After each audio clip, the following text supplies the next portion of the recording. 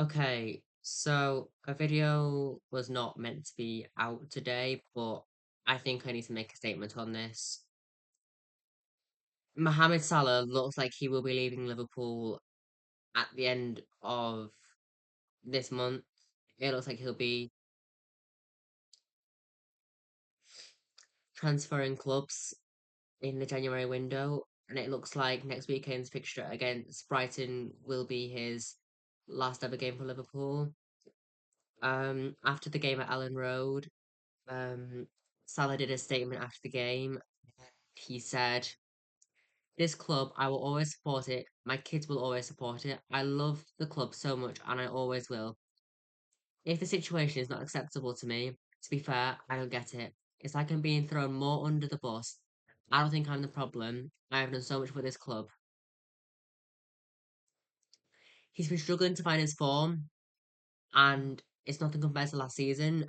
And Arne Slot seems to not want him anymore. Slot obviously said that he appreciates everything Mo has done for the club, and that he's still he has been a key player for Liverpool, and he will be in the future. But it appears that the feeling is not mutual. With Salah going to AFCON on the 15th of December, which is 2 days after Brighton, it looks like that will be his last game for Liverpool because he will not return until, at the very least, New Year's Day. If Africa make it all the way through to the final, he won't be back until the Marseille game, and at that point, he may have already been transferred out. Salah joined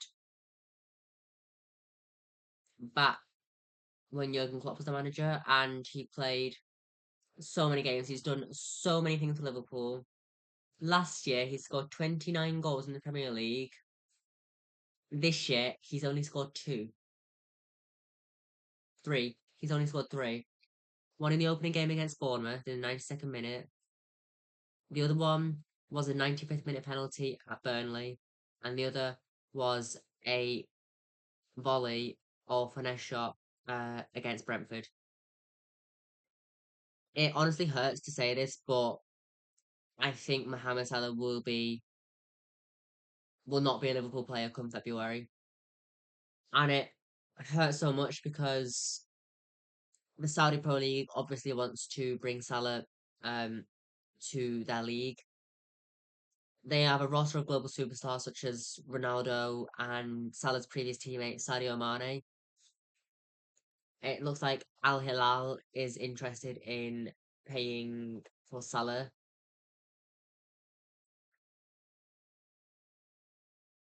I don't know what Liverpool are going to do without Salah. I've made jokes about saying, "Oh, put him on the bench. Keita needs to be starting over him.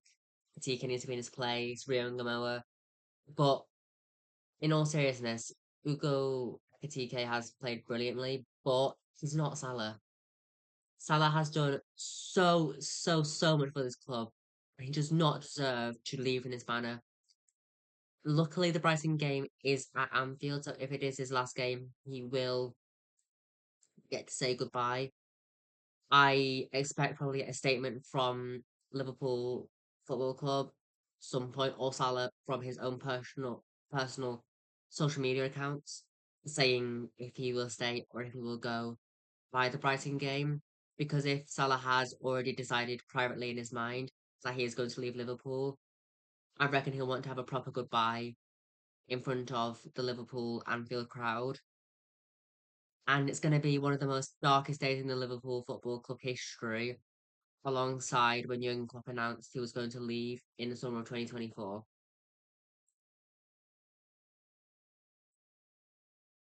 Mohamed Salah has 190 goals in the time spent in the Premier League with Liverpool. He's only 18 behind Wayne Rooney,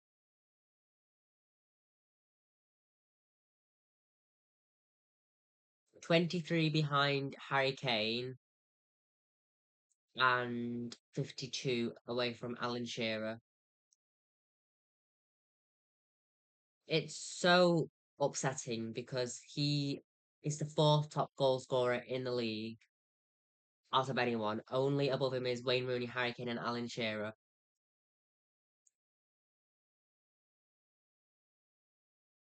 If like Liverpool signed Salah for £34 million from Roma in 2016, if he is shipped off in January, that will be 10 years at the club.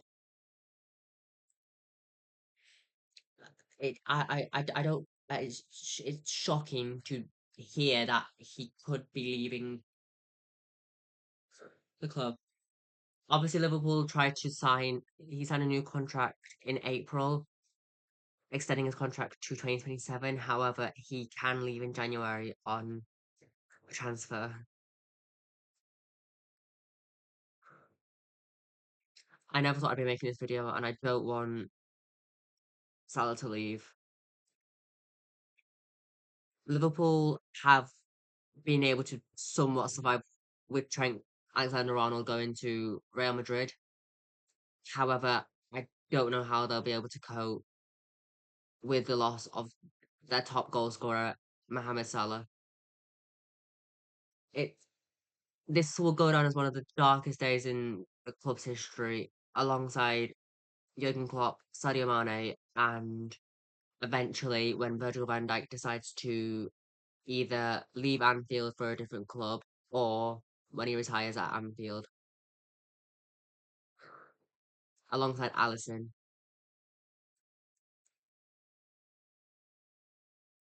Salah has been benched for the last three games: West Ham, Sunderland, and Leeds. West Ham London Stadium, Sunderland Anfield, Leeds Ellen Road. Liverpool's next two matches, which could be Salah's final two matches as a Liverpool player, is a trip to the San Siro to face Inter Milan, then hosting Brighton in what could be Salah's final match for Liverpool Football Club. I'm not sure how they'll be able to recover from the loss of Salah.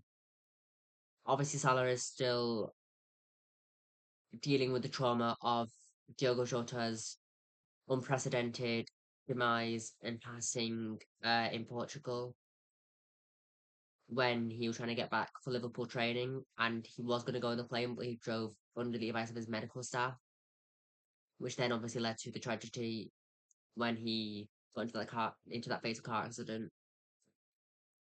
Salah is still affected by that, and that's probably why he's not performing. You can't put timestamp on grief. Obviously, Salah knew Diogo Jota the longest, alongside a couple of the players, probably Van Dijk and Allison. But you can't bench someone just because they're not performing well because they're dealing with grief.